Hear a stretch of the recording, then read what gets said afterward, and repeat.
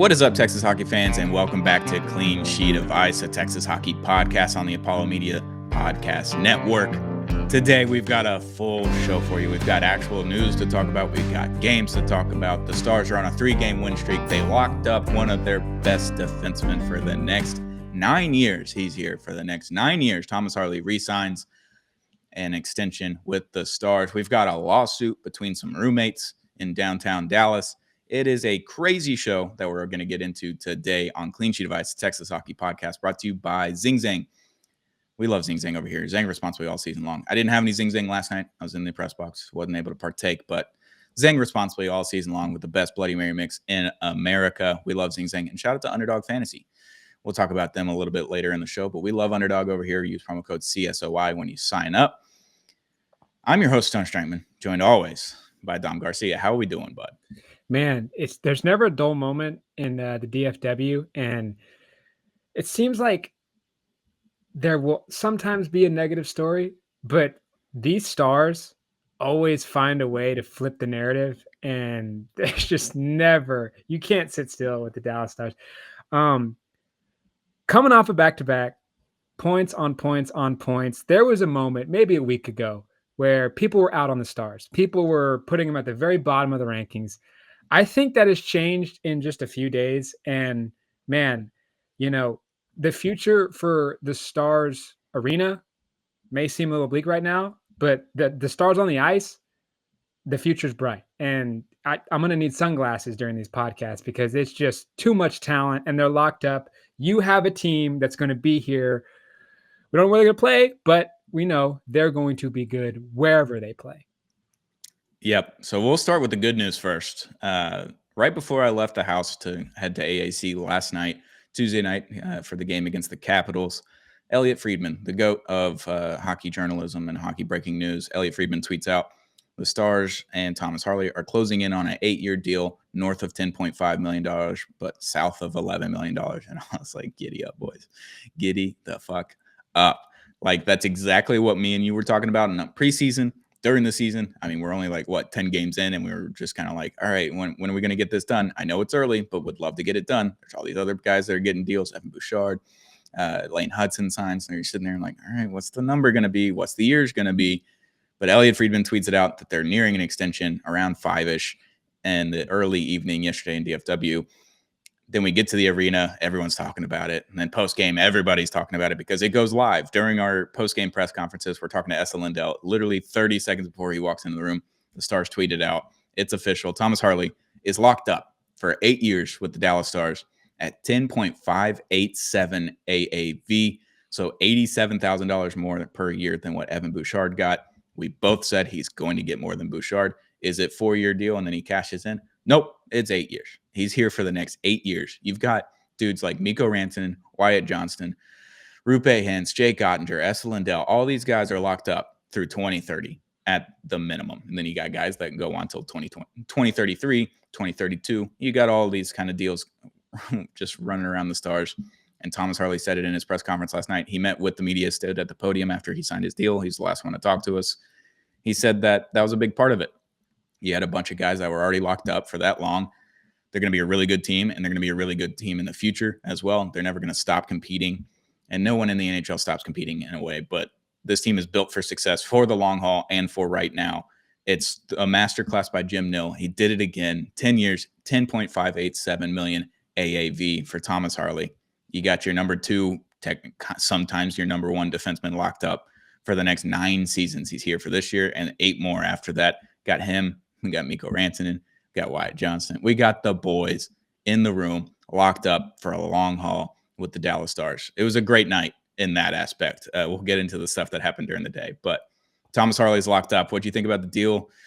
And how excited are you? Because everyone in the room was very excited. The players were all pumped up for him pregame because they have NHL Network going up on the TV screens in the pregame locker room, and everyone's kind of dogging them. And now Thomas Harley's on the docket for team dinner this week, I believe, in Florida. So it's going to be an expensive one, I bet, because that's a big deal. I mean, man, in sports, it's so rare to have this elite run of drafting players, but to keep them is that's blowing my mind even more because we're both Astros fans. We had to see Carlos go and come back. George Springer, I hope he wins that World Series this year. I've been loving watching him play. But as fans, you grow attached to these players from the jump they're drafted. You watch them make it to the league. You watch them battle in the playoffs. And now we're going to see them stick together. I mean, we know the relationships that can be built with Altuve and Correa and Springer, Bregman. Like we know how important that is. And for these guys to show that and to know I got my guy over here, I got my guy over there for a very long time, it's so fun to see. I don't have a Thomas Harley jersey yet, but I'm putting emphasis on yet because I got 9 years. You're not going to have to worry about anything. I think there's a no move clause in that contract as well. Mm-hmm. We said this, I think 2 weeks ago. If he came in at 11, still a hell of a deal. He came in 11.5. I wouldn't have loved it, but that guy is worth maybe 12, maybe 14 when this cap goes up, like we all know it will.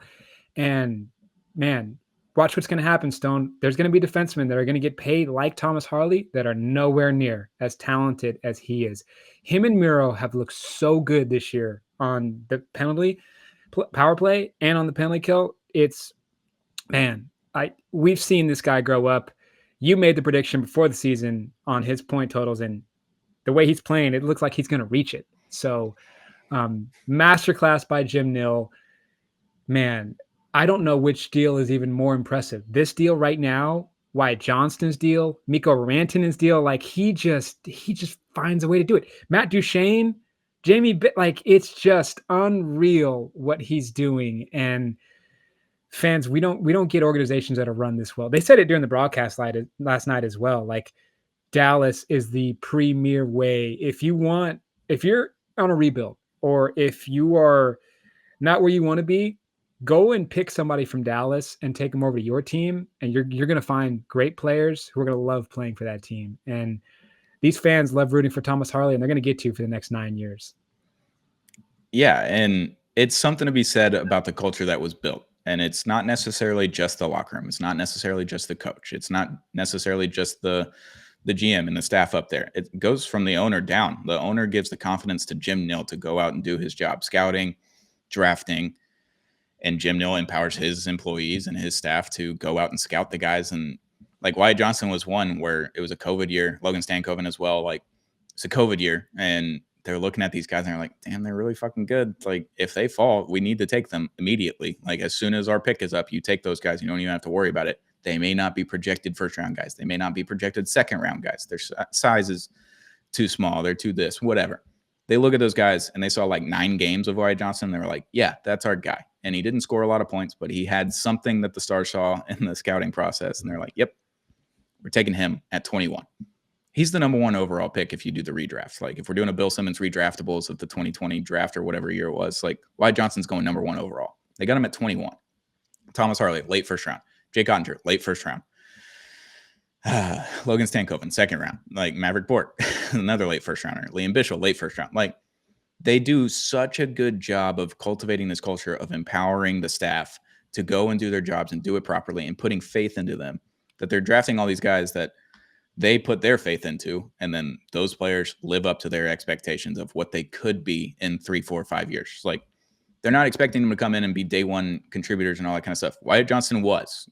He just was. He came in and scored in his first game in the NHL as a 19-year-old. Like they just find these guys. They have the staff that does it. The culture starts from the top down. So the owner, the GM, the staff up there, the front office, and then it goes down to the coaching staff. We've had 3 different coaches in the last 4 years now, like or 5 years. Like it's a culture that starts at the top and it doesn't break. And that's the crazy thing is like, you got Jamie Benn, you got Tyler Shagan in there that have been there for forever. They are running the locker room. They're the guys that everybody looks to. But then you had Mikko Rantanen into it, and he's been a leader. You had Wyatt Johnston. He's been a leader, and he's one of the youngest guys. Like Matt Duchene comes in as a veteran.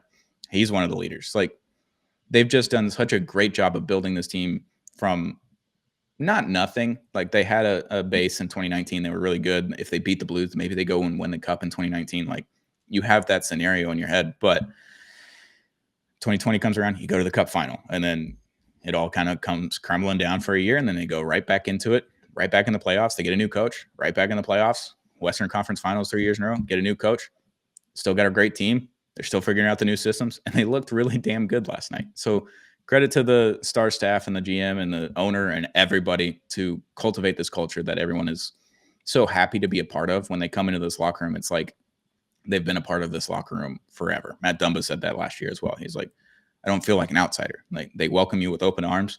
They teach you the ways, and you catch on really quick. You're going to be here for a long time. Obviously, Dumba wasn't here because whatever reasons, but you got Thomas Harley locked up for 9 seasons now. You got Wyatt Johnson locked up at 8.5. Like, all of these really good deals. I know they're in Texas, no state tax, whatever. The culture is what matters, and the winning is what matters at the end of the day. And they've been winning for the last 3 seasons. They have the most wins in the last 3 seasons, regular season wise. They've been to the Western Conference Finals 3 times in a row. They all want to win a cup for the guys in the locker room, for the city, for the GM, for the staff, for the owner. That's what they want to do, and they are willing to take slight pay cuts. Like, if Thomas Harley goes to the open market, he might get 12, maybe somewhere. But if it's in Canada, like, it's probably less than your 10.5 just due to taxes. So it was a good day. It was a good night last night. Thomas Harley signs for an 8-year extension, $10.587 million AAV. It's a steal at the end. Absolute steal. And I know other fan bases and teams that are seeing that deal being like, it's like in the NFL, we watch the Eagles just continue to stockpile talent. And you're just like, how is the league letting this continue to play out? I hate admitting this, but the Oklahoma City Thunder, what they've been able to do, it pisses me off every time some really high level player gets into that organization. I'm like, what am I supposed to do as a Rockets fan? I don't know. And I know other fans are sick of the Dallas Stars always making great moves like this. It probably drives them crazy. There was a stupid tweet from Tactics, and he's a gamer on YouTube and Twitch and stuff like that for NHL stuff. And he said this was a bad contract. It's a way overpay for a number 2 defenseman. And I just quote tweeted and said, when you're dumb, but also stupid, because the cap is going up significantly every single year. It's at 99 this year. It's going to be allegedly 104 next year. It's probably going to be closer to 108. The year after that, it's supposed to be 113, probably going to be closer to 118. So, like, the cap keeps going up. So this 10.5 number is really looking like that 8.5 number that you look at it with Miro, or 8.45, whatever. Like, that's just the new normal for a stud defenseman that's going to score a lot of points and play really good defense. Thomas Harley is the number 1 defenseman on almost every single team in the league, arguably. I mean, Florida, they got Ekblad, Cale Makar's in Colorado. Like, there's very few teams that Thomas Harley's not the number 1 defenseman on. And he just happens to be on a team with Miro Heiskanen, who's a number 1 defenseman on every team in the league. So, sure, quote unquote, number 2 defenseman get 10.587. You're like, oh, okay, that's weird. However, he's that good. He's that worthy of that contract. He's that good. He'd be best defenseman on a lot of teams in the league, most of them. And you got him locked up for 8 years at a discount, because he's going to make $13 million next year, but the AAV is 10.587. So at some point during that contract, he's probably going to be making $7 million or $8 million. When the cap is spiking, when it's going crazy, you're going to have extra room in later years, because Thomas Harley's like, front load me the first couple of years, and then after the first 3 years vest of this contract, if he plays the next 3 seasons after this year in this contract, he gets a no move clause. So then he's stuck. He's not available for the expansion draft. He's not available for anything. He's got a no move clause. He can't go anywhere. And you got him locked up for possibly like $8-9 million or $7 million 1 year at one point during that contract. I haven't looked at it, but that's my guess, because he's getting 13 next year. The best part of this is how the other players in the locker room reacted to hearing it, because they loved it. They know he deserved it, and they know he probably is deserving a little bit more with the way he's been playing this year. And I just love it. I love it. Yeah, Jake was funny, because we talked to Jake first in the scrums after the game, and he's like, I'm surprised y'all aren't talking to Harley, because they write the numbers on the board of who's doing media post-game. And it was Jake, Essa, and Tyler Sagan. Obviously, he scored the goal. And Jake's like, surprised you're not talking to Harley. I'm like, oh, you know something that we don't know, Jake? Because it was 2 minutes before they tweeted it out. And Jake's like, I don't know anything. I don't know what you're talking about. What? Huh? He's just messing with us. But yeah, all the guys in the locker room are really happy for him. It's a big payday for the kid, and he's the second highest paid player on this team now, which is really funny. And he's not going to be the second highest paid player forever. Like, someone else, like Robo's going to come in and get a giant deal, like, eventually. So Wyatt Johnson in 5 years is going to make a fuckload of money. So it was a good deal. great job by Jim Neal and company to get that deal done, especially this early on. It's not even November yet. You got that deal done. You don't have to worry about it the rest of the season. Harley's excited about that. He went home and ate a DiGiorno pizza and went to sleep, is how he's celebrating last night. So never changed, Thomas Harley. Never changed. $10.587 million, still eating DiGiorno pizza. Love it for him. Love it. Love it. It's good stuff. Jim Neal's really responsible with his money. You could be responsible with your money with Underdog Fantasy, new sponsor of the show. Use promo code CSOI when you sign up and play your first $5 and get $100 in bonus funds or bonus entries when you sign up using the code CSOI, playing your first $5. Last night, it's been really easy picks for me on Underdog. Wyatt Johnston higher than shots. Night in, night out. He's going to put 4 shots on goal. And the pick is like 2.5 most nights. He's hitting 3 shots every time. 3 shots on goal. Wyatt Johnston, book it. Night in, night out. He's going to shoot that many pucks on net. And if the defense is a little bit lacking, Jake's going to see a lot of shot opportunities. So I would hit the higher than on saves on that one as well. So you pick multiple entries, and you can hit higher or lower on the different stats through different plays. NFL season's going on. NBA season's going on. You got the World Series going on right now. You can play so many different sports with Underdog Fantasy. Mix and match the sports with the players. Put together a bunch of picks. You can get up to 5,000 times your money that you put in there. 5,000x. So you can win a lot of money with Underdog Fantasy using promo code CSOI. Download the app today and use promo code CSOI to score $100 in bonus funds or bonus entries when you play your first $5. That's promo code CSOI. Underdog, make picks, win money. Must be 18 or older, 19 or older in Alabama and Nebraska, 19 or older in Colorado for some games, 21 or older in Arizona, Massachusetts, and Virginia, and present in a state where Underdog Fantasy operates. Terms apply. See assets.underdogfantasy.com/web/play and get terms _DFS_.html for details. Offer not valid in Maryland, Michigan, New Jersey, New York, Ohio, and Pennsylvania. Concerned with your play? Call 1-800-GAMBLER or visit www.ncpgambling.org. In New York, call 24/7 HOPEline at 1-877-8-HOPE-NY or text HOPE-NY at 467-369. That's promo code CSOI with Underdog Fantasy. Play your first $5 and get $100 in bonus funds when you play your first $5 using promo code CSOI. Thank you for sponsoring this episode, Underdog Fantasy. Dom, it's time to get to the bad stuff from yesterday. It wasn't about the game. It wasn't about anything with the players. It wasn't off the ice issues like we talk with the Vegas Golden Knights every year. Not going to say the nickname for the Vegas Golden Knights on this podcast, but it's funny and it's true. The Stars yesterday were sued by the Dallas Mavericks, their tenants, their roommates at AAC. I talked to Leah. I can't say your last name, Leah. I'm sorry. I just don't know how to say it, and I'm going to try to figure that out next game. But I talked to Leah last night. She's the one that wrote the article for Dallas Morning News, broke the news that the Stars were sued by the Mavericks. So basically what happened was that the Stars, the Mavs, and the city of Dallas agreed to a deal that would bring improvements and enhancements to American Airlines Center for about $300 million. It's a big price tag. The city was going to help fund it, and then the Stars and the Mavs were going to split the rest of it 50-50, as they do with everything. They split all their concert revenue and concessions and all that kind of stuff 50-50 with each other year in and year out. So $300 million was about to be invested into AAC for the next 5 years, whatever. They didn't have a handshake agreement, but they both looked at the deal and they were like, okay, we're good with this. We'll sign on this date.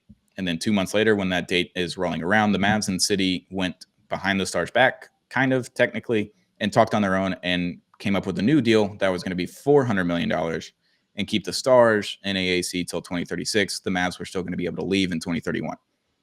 When that happens, then the Stars would still be on the hook for rent and being paid. They would have to pay the Mavs the full get up for AAC's rent in that deal with the $400 million investment, which the Stars were not in the know about. And so they come to this deal. The day of signing happens. They look at the deal and they're like, yeah, we didn't agree to this. We agreed to $100 million. Everyone stays here until 2031. Then we can go our own ways, or one of us can take AAC, whatever it is. Stars weren't happy about that, obviously, because they weren't in the know about a new deal that was being happened after they had pretty much already said, all right, let's sign on this date for this deal. Now the Stars and the Mavs are both pissed off at each other for a reason, but just it seems dumb at the end of the day. And the Stars are now not getting their 50-50 revenue split or profit share from concerts and concessions, which is a lot of money at the end of the day. I know you know about Toyota Center and how much money they make on concerts. AAC's got to be the same way, if not more, at the end of the day. Like, there's a lot of money that comes from that, and it's all of that money is being put into escrow by the Mavericks away from the Stars. The Stars aren't getting those profits. The thing with that is that escrow is what hockey teams have to pay players out of when they have bonuses. When the new league year starts on a certain day after the season, after free agency or whatever it is, the Stars have bonuses that they have to pay to players. So like Jamie Benn is a $1 million deal for the season, and then after the season, he gets a $3 million payday on the new league year deal day. So then he would need $3 million out of that escrow. Thomas Harley signed for $13 million next year. I would assume at least half of that, if not way more of it, is going to be in bonuses. So that has to be paid out that day in full. If it's $12 million and he's making $1 million in salary next year, that's what it is. Like, he gets all that money up front on one day. You got to have all that money in escrow. So that's a big deal, that all of this concession and concert money is going to escrow and not to the Stars, to where they can put it in their own escrow to be able to pay all these players. And Brad Albert said in the article from Leah that it's in the tens of millions of dollars that they have not received over the last year or so since this happened. So it's weird.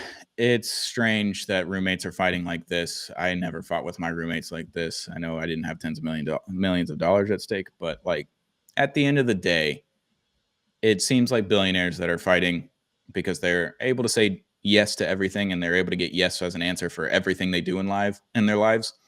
And now one person was told no, so now they're going to fight because they get whatever they want at all moments of time. It's a child playing over a toy at the end of the day, is how I've read it. I think it's a big old nothing burger for why they're fighting. Like, it just seems dumb that you'd upped it $100 million when you had $300 million in investments. Like, when a new arena will cost you about $1 to $1.2 billion, like, that could just go to the new arena. Everyone goes home. They just put new seats. They got a new scoreboard. Like, AAC is completely fine for the next 5 years. I don't know why we're doing a $300 million investment into it. I know the elevators are slow. I know the escalators are old, whatever. Seems silly that they agreed to something, and now the city and the Mavericks want to do something different. And then the Mavericks want to handicap and put the Stars at AAC until 2061 with the $500 million in improvements. So they upped it from $400 to $500 million and keep them there until 2061. The Stars said, no thanks. So what I took from it is that both teams are gone. They're out of the city of Dallas by 2031, and that's going to suck. So it's going to be an ugly breakup, and I don't like it, and it seems dumb, and that's what I took from it. Yeah, no, I've tried my best to understand what's going on, but when the more I dig into it, the more I'm just like, this is just a pissing contest. Like, this is, and I'm here in Houston, where I think every pro sports team right now is jockeying for, including teams that aren't even playing, wink, wink, for public funding. And it seems nowadays, these are billionaires who have billions of dollars, but don't want to spend said billions of dollars on themselves. They want other people to pay for their things. They want other people to do things for them. I know in Dallas, the little business knowledge that I know is they do really well with boxing events. I believe they're in the running for another Super Bowl in 2032. So you would have public funding, but these two organizations, from what I understand, is they want to do it privately. Yeah, this is just ugly, because the only people this hurts are the Mavericks fans that show up and the Dallas Stars fans that show up to what is the central hub of the entire city of Dallas. The fact that you're not going to have both the Mavericks or the Stars playing in the central hub of Dallas, the Dallas Mavericks, the Dallas Stars are going to play in another town. It's crazy to me. The more I look into it, the more it just gives me pain. But luckily, this is something that will get figured out 5 years from now. Like, we don't really have to worry about it right now. And the more I think about it, the more it just pisses me off. So my only plan is to just not think about it. But golly, like, what sucks is we don't have to be in this situation. If they just sat in a room and talked it out, like, We don't have to be here. And from a Stars aspect, to lose that concert revenue is really devastating for an organization. I work for the Texans. You can't keep the lights on without the concerts and the graduations and all of those things in the off season and even during the season. We had Monster Jam 2 weeks ago. That's a $40 million payday for the organization. So to not have that is really detrimental. You got to think, at least until the Stars find a new place, the ticket prices might have to go up. Things might have to go up, and that's super unfortunate because they do so well to their fans, and their fans are going to be the ones affected the most by this. And it's their fans are the ones the Stars don't want to affect because they come every single night. They sell out the building. They have great chance, and boy, this is just really sad to watch two really good organizations fumble a city and a fan base. The one good thing I take from the ticket prices right now is that they've already signed Mikko Rantanen and Wyatt Johnson to deals. They just signed Thomas Harley to deals without all of this money from escrow. They're obviously in a really good spot if they're able to do all of these things and not be worried about the contracts and having to pay those escrow bonuses at the beginning of the new league year. So that's a good thing. I had a buddy I met up with at the game during second intermission last night. He texted me during the first period. He's like, "Hey, you at the game?" I was like, "Yeah, I'm in the press box." He's like, "I got last minute tickets, $26. They're sitting in the 300 level for $26 to go see Alex Ovechkin try to get goal number 900, like 900 goals, and they got a ticket for $26. So I hope that kind of stays the same, and that they're able to take their ticket revenue, and they're still good on the bonuses and all the pay and the contracts and everything. The salary cap's going up, the TV rights are going up, like all that kind of stuff. So I hope that's a case that we don't have to worry about the escrow that's being held from the Stars right now, and hopefully they can get that share back by the end of the year, by the end of the season. So I don't know. We'll probably have to have more conversations about this on this podcast later as more information comes out, as I talk to Leah a little bit more. She's the one that's doing all the digging. I'm not doing any of this. So it's a weird story. I don't know if I've ever seen this before. It's very strange. And obviously we have the gambling story in the NBA, and the NBA team can't sue the NBA, but teams can sue each other outside of the leagues, which is very strange. I just don't get it. I don't know why you can't do it, but that's it for the lawsuit. There's a bunch of other stuff that we didn't talk about that I don't think is super relevant in this deal, but I don't know. We'll talk about it more as we get more information, but let's talk about actual hockey that was played last night. Stars continue their win streak. They're on to 3 games now. They played the Washington Capitals last night on ESPN. I'm tired of the late starts. Just over it, ESPN. Like, just start the game 10 minutes after. If it's 10 minutes after, 12 minutes after, I'm good. Anything more than that, I'm just like, why have a 7:30 start time when you know you're not going to start till 7:50? Just put 7:45 down, and then it's 5-7 minutes later, and we're good. But Stars in AAC, there's a lot of Caps fans last night in the arena. Obviously, it's Alex Ovechkin's potential last season. People want to come out and see him. If there's Caps fans in Dallas, they're going to go out for that game. A lot of Ovi jerseys. I love Ovi. Ovi's probably my favorite player that doesn't play for the Stars, so I get it. He didn't get a goal. The Caps didn't get a goal. Stars got 1 goal, and that was all that was needed in that game. They played probably one of their best periods of the season so far. They played one of their best games overall, I think, for 3 periods. They had a little bit of a lull there for 10, 15 minutes in the second period, but Stars come away with a win, 1-0. Tyler Seguin gets the goal. Jake Ottinger gets his 13th shutout in his NHL career. Played really well. Defense played really well. Offense looked dangerous. They just didn't put the puck in the back of the net, which we've been talking about a lot recently. But Stars get another win, 3-game win streak before they head on their Florida road trip. What'd you think about the game?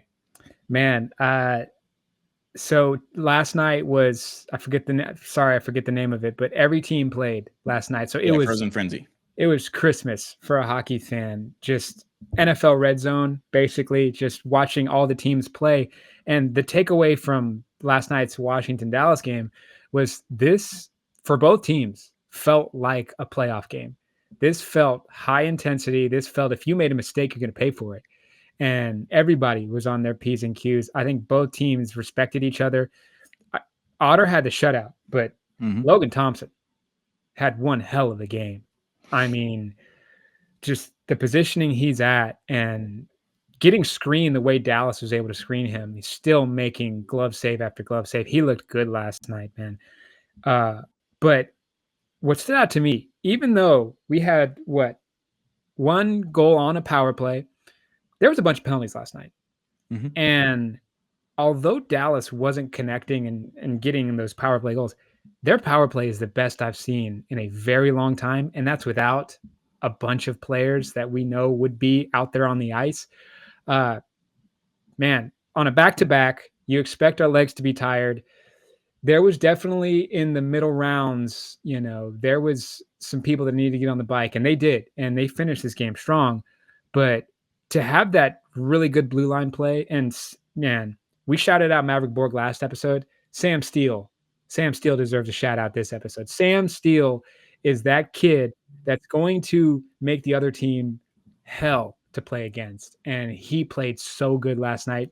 Wasn't in like the great offensive plays, but just he makes life terrible when other teams have their puck in their defensive zone, because he has a shot at taking that puck, and he did it. Looked great. And I love the way that we've proven that we can play behind, we can play with 0-0, and we can play with a lead. And last night was awesome to watch. Yeah, mentioning Sam Steele is a good one because Stars Twitter has been ablaze that Sam Steele's on the top line. Look, guys, Sam Steele was he was a first-round pick from Anaheim. He has the skill. He has the ability to go out there and play. I love Sam Steele. I love talking to him in the locker room. He's very fun. He'll give me a lot of insight. I enjoy Sam Steele. I enjoy watching Sam Steele play.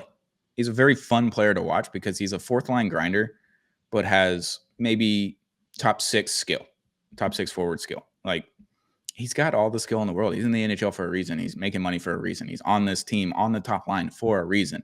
You can't put Robo on the top line, because if you put Robo on the top line, then you're leaving Wyatt with a lot less skill. You already have Mikko and Rupe on the top line. Obviously, last night you had Tyler Seguin on the top line. You have the skill. You need a grinder on a line pretty much everywhere. Sam Steele has both of those attributes. He has grinding skills. He has skills to just put somebody in the dirt and have a breakaway goal and all that kind of stuff. He'll steal a puck in the offensive zone. He'll steal a puck in the defensive zone. He'll do whatever you need. And he's a really good player. And he does a lot of things that Mikko and Tyler Seguin obviously needed last night, or Rupe Hintz needed last night. Mikko's going to do a lot of that dirty work too, but he's not going to do the whole game. Sam Steele will do it the entire game. Sam Steele's great on the top line. I don't care what anyone says.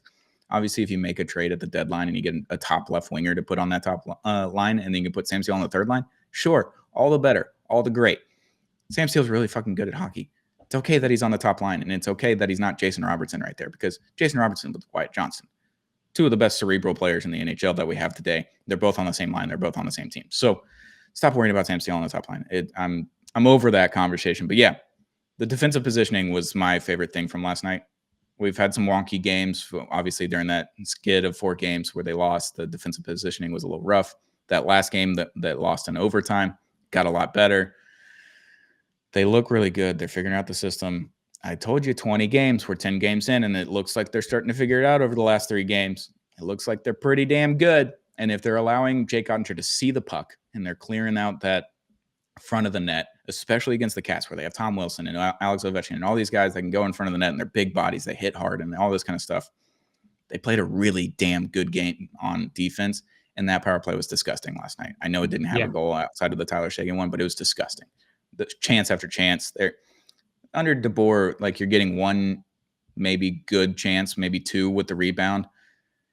With this one, you're getting 3 or 4 pretty much every time that those guys go on the ice. And they're playing the full 2 minutes right now because of all the injuries. Like, they're just on the ice the entire power play. There was 7 power plays last night between the 2 teams. And obviously you want to go better than 1 for 4 on the power play, but all you needed was 1. So at the end of the day, it's a good power play. No goals except for the one that was going to be a goal if it didn't get tipped in by the Caps at the end of the day. Like, Robo's right there with an empty net. He's going to score that. So yeah, I thought it was a really good game on both offense and defense. Obviously, a 1-0 game, you're a little bit tighter in your seat, a little more anxiety than a 3 or 4-0 game at that point. But Jake gets the shutout. Offense played well. Defense played great. And yeah, you're right. It did feel like a playoff atmosphere, or playoff game. Maybe not playoff atmosphere, but playoff game where the zone entries were tough. The defense was tough. Getting shots on net was tough. It was 24-19 on shots. The Stars only had 19 shots on goal, but they created a lot of chances. They created a lot of really good puck movements in front of the net and everything. So thought they played a really great game, and they came away with another win, and it's hard to complain. when you win 1-0. Like, you didn't give up a goal and you didn't score a lot, but you still won 1-0. It's hard to complain about that. Yeah, no, I think it was a couple minutes in the second period. There was one almost turnover. I was like, man, that sucks because the Stars were locked in all first period, and if they slip up, Washington's going to make them pay. There's a lot of talent on that team. Jacob Yep. Chikrin, I've always been a fan of. Mm-hmm. Luc Dubois has been there and done that. Obviously, they got Obi, and then we came back with more juice in that third period. Yeah, no, I was pleased to see that, especially coming off of a back-to-back. And you can tell, like, these boys are focused. Rantanen is as much of a competitor that I've ever seen. Like, he doesn't expect perfection, but he expects everybody to make the right play. And last night, I think I tweeted out, like, sure, the goals aren't going in, but every time we need to make a play, the Stars are making the correct play. And if you continue to make the correct play, you're going to create your own luck. And if they keep this momentum up rolling, damn, Thomas Harley and Miro Heiskanen looks so good on that power play. They're getting that puck out there. It looks great. Dude, I don't know if you saw it. It was on TV because he has the puck, but Mikko's going down the boards through the zone entries, through the blue line, into the offensive zone, and he gets kind of pinned against the wall, and he still has his stick on the puck, and he just barely flicks his wrist a little bit. It goes over to Wyatt. Wyatt makes the right pass and created a hell of a chance for whoever shot the puck. Just being able to do that is otherworldly in its own. Like, just to be that big and be able to withstand the hit, to be pinned against the boards and still get the puck over to the guy to create an open chance is insane. And then also Mikko's reverse check towards the end of the game. Yeah. He's a moose for a reason. That's why they call him Moose. Like, he didn't even really throw the hit back. Like, we saw Miro last season or a year before throw a crazy reverse check in the playoffs, I remember. And I was like, oh shit, Miro's getting one tonight. And it was a big reverse hit. He kind of jumps into him. You make sure that the guy feels it. Mikko's just protecting the puck and trying to get the puck, and he just kind of stands there. The guy runs into him. There's a little bit of a check there from Mikko. He's kind of bracing for impact, and the guy gets knocked out. He was not out cold, but he was woozy. He didn't really know where he was. He went right down the locker room tunnel, and yeah, I just he's a moose for a reason. You can't hit the moose and expect to come out unscathed at the end of the day. Yeah, no, him and Lee, like, the size this team has, like, you better eat your Wheaties when you play the Stars, because if you don't, they're gonna make you pay. Ah, God, it's such a fun team in comparison to last year. Like, last year's team was really fun too. They were just kind of frustrating in certain aspects of the game. They're allowed to be hockey players now. The power play is creating more chances because they're allowed to play hockey players. They're allowed to go out of position. They're allowed to make plays. And then on the defensive side, they're allowed to go hit people. 30 hits to 22 hits. They had 30 hits last night. Damn. I mean, they're just hitting people. They're hitting people. They're being more physical. They're blocking shots. I mean, what they have? They had 19 block shots last night to 14 block shots. Like, they had more block shots. They have more hits. They're a more physical team. They're a more well-rounded team than they were in the past. And their offensive skill is right there. They're just not putting the pucks in the back of the net right now, 5-on-5. But you didn't need it last night. You needed one goal. And it was a tip from Tyler Seguin. It's his third goal of the season. Like, Tyler Seguin looks really good. He looks fast out there. He's making a lot of plays. Everybody looks really good right now. And that's exciting because Matt Duchene, Rupe Hintz, Oscar Back, all these guys are going to have to come back eventually. Jamie Benn's going to be back hopefully by the end of next month. I don't know, man. I love this team. I can't wait for all these guys. And Nils. Can't wait for Nils to come back. Probably, which is Christmas time? I would assume sometime in December. Yeah. Late December, he'll be back. It's 4 to 6 week injury. So if he's 4, then you're going to take the 2 weeks to get back and get ready. If it's 6 weeks, then he's going to take the 2 weeks to get back ready. They're going to take their time with him. They don't want to lose him for longer than they've already lost him, because Nils was playing awesome and helping the offense out, and he was getting better on defense. Like, I would love to have Nils back in this lineup. But yeah, you got all these injuries right now, and they're still performing. They're still playing well. The defense was awesome last night. Ilya Lyubushkin was on one, dude. The first 2 periods, Ilya Lyubushkin was fucking flying around. He was hitting people. His stick work was awesome. He was putting shots on net. He was making good passes. Like, Lyubushkin had a great game last night. Liam Bichel had a great game last night. Obviously, Thomas Harley and Miro Heiskanen looked awesome last night. Esa Lindell always looks awesome, the PK mastermind.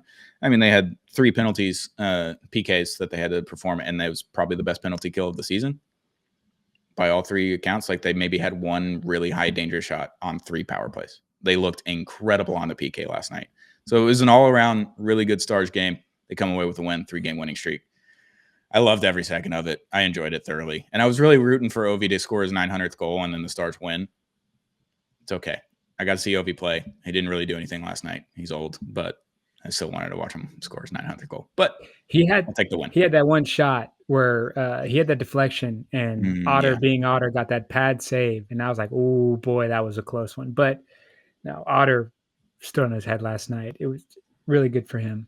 Yeah, they hit 3 posts too. Like they had 99% shot accuracy. The 1% hit the post. That's all it was last night. They beat him 3 times, but they hit the post every time. So you take that. You take a shutout for Jake and get him a win with the new hat and stock and then the stores and everything. So the Otter hats are flying around. I see a lot in the stands right now. So good for Jake. Good for the Stars. 3-game win streak. And now we're on to Florida.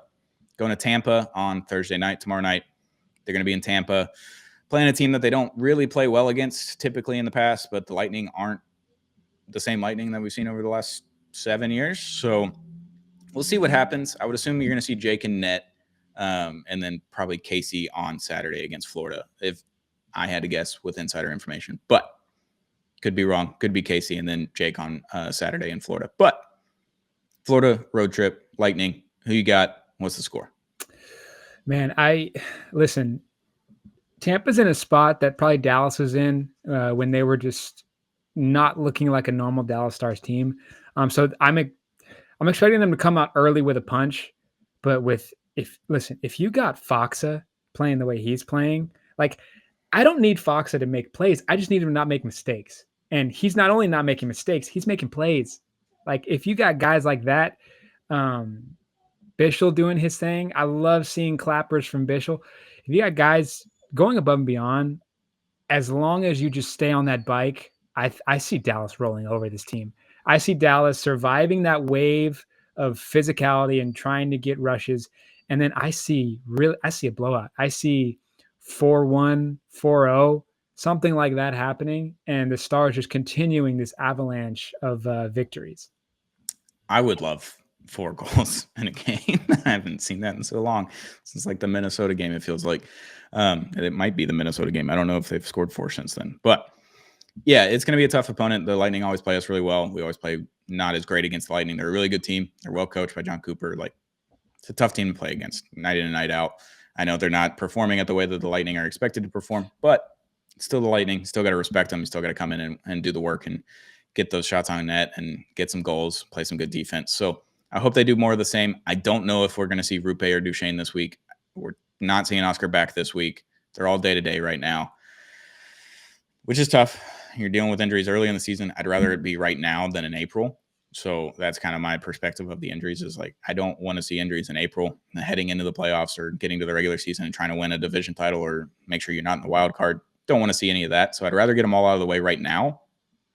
I just want, if Matt Duchene's back, this offense turns a page. Like there's just more creation. There's more zone entries, all that kind of stuff. And then Rupe Hintz, when you can get him back, you add the speed factor with Mikko and Sam Steele. Like they've got some damn good lines. They've got some damn good players, and we're missing 2 of them right now that are huge, huge misses. Because like Oscar Beck, he's a bigger body, but Colin Blackwell can slot in, Nathan Bastian can slot in. They can kind of do the same thing as Oscar. Maybe not as responsible as Oscar is, but they can kind of do the same thing. Obviously, I want Oscar Beck back, but he's got a new injury is what we learned. It's an upper body injury. It's not the same one as before. So not sure what happened during that first game back against the Preds, but he's out. He's still day-to-day. Not sure what it is, but not ideal to come back for a game, have a goal, and then get hurt again. So it sucks that you're dealing with injuries, but it's early in the season. If you can keep stacking up some points here in October and November, then you're going to be just fine come April time. So I'm going to go Stars 3-1.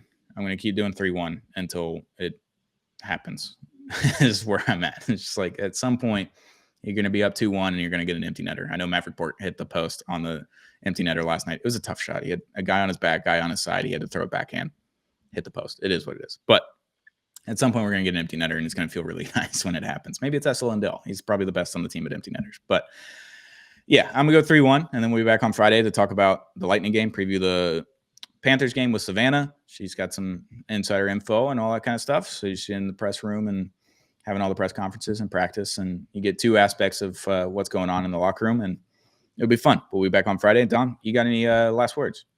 You know, I hope this isn't a trend. When we play really good teams, we seem to play our best hockey. When we play bad teams, it looks rough, to say the least. Yeah. Luckily, though, we're playing two really good teams in this stretch, and then we got a wagon of a team next week.